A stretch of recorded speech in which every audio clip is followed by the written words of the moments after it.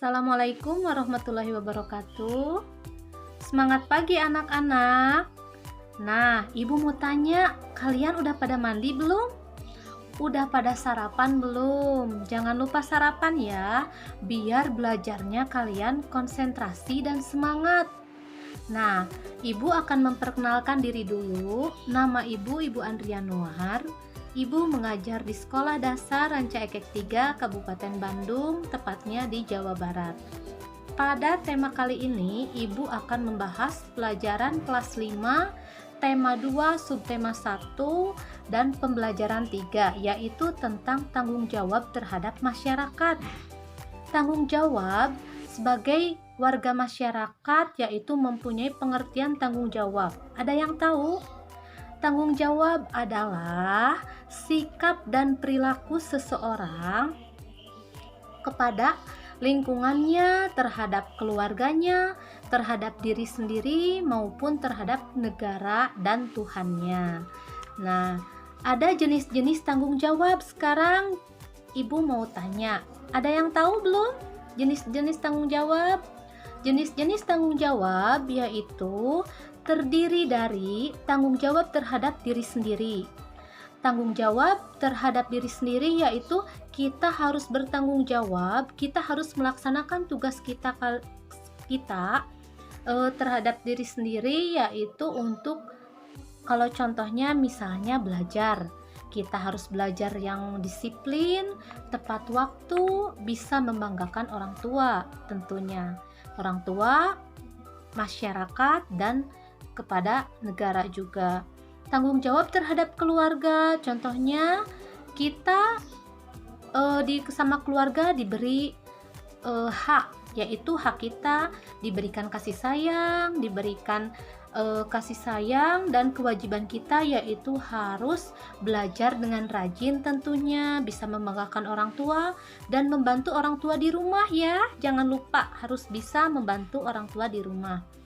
Yang ketiga, tanggung jawab terhadap masyarakat. Contohnya tanggung jawab terhadap masyarakat itu Pak Beni. Nah, ini ada Pak Beni, dia mau berangkat nih, mau pergi liburan bersama keluarganya. Tapi Pak Beni ada pengumuman dari Pak Ketua RT-nya, harus ikut membersihkan selokan. Nah, apa dulu yang harus dikerjakan? Apakah pergi liburan bersama keluarga atau membersihkan selokan dengan masyarakat?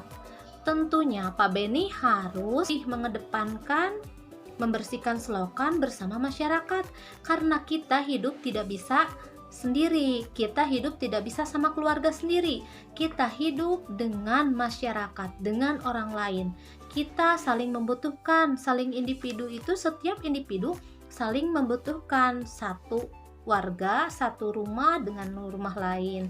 Karena kalau misalnya kita tidak menghargai masyarakat, kita tidak menghargai lingkungan sekitar, maka kita tidak akan dihargai juga oleh lingkungan sekitar.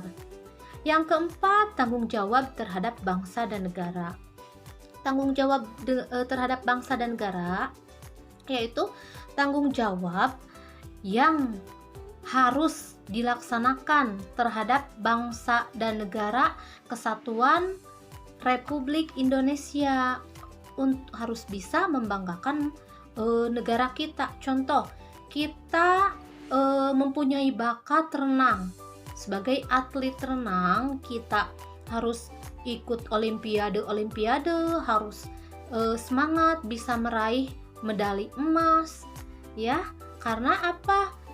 Di saat kita mempunyai prestasi yang membanggakan, mengharumkan nama bangsa, yaitu sebagai bentuk tanggung jawab kita terhadap bangsa dan negara untuk memajukan kesatuan Republik Indonesia. Yang kelima yaitu tanggung jawab terhadap Tuhan. Nah, kita sebagai warga muslim ataupun non-muslim, kita mempunyai Tuhan yang Maha Esa, yaitu kita harus mau dan wajib beribadah terhadap Tuhan. Untuk muslim, contohnya jangan lupa sholat yang 5 waktu.